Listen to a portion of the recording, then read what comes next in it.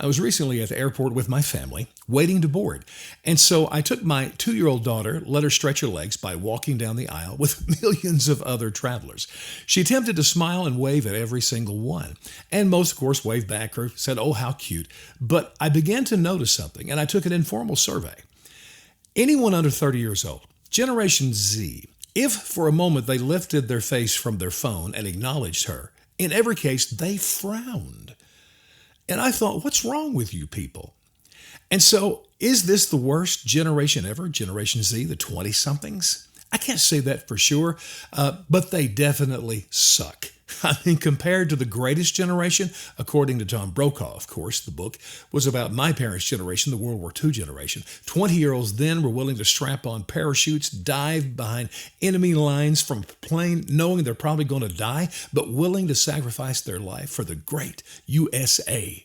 20-year-olds today are committing suicide because they've been shamed on Instagram. So there is no comparison.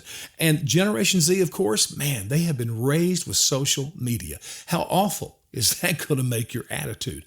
But I want to be clear about this, and it's really the reason I'm doing this podcast. Generation Z is the reason there was no red wave in the midterms. You see, for them, they were energized by two main issues. They want to make sure that women can kill as many babies as they want, and they are also all in on climate change policy. They believe every hysteric thought that comes out of anyone from the left. And listen, both abortion and climate change policy, that is at the heart of the Democrat Party. Nothing separates the two parties more. That's how the Democrats overcame a potential blowout. Add to that the whole gender fluidity stuff and the transitioning. That's all Generation Z stuff.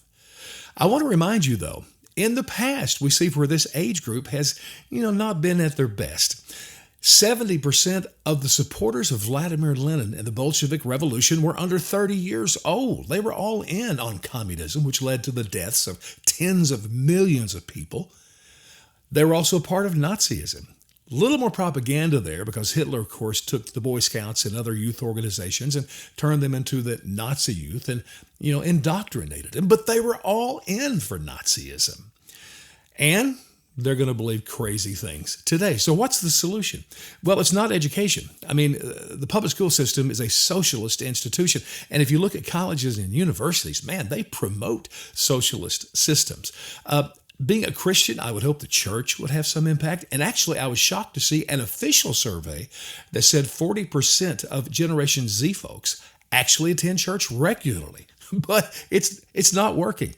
I think the reason why is churches have moved away from making disciples of Jesus to making people more sensitive and tolerant to opposing viewpoints. You know what's going to make a difference? Life.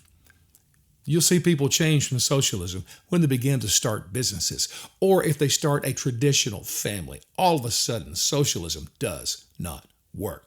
So life will come, but until then, we'll just have to play the game.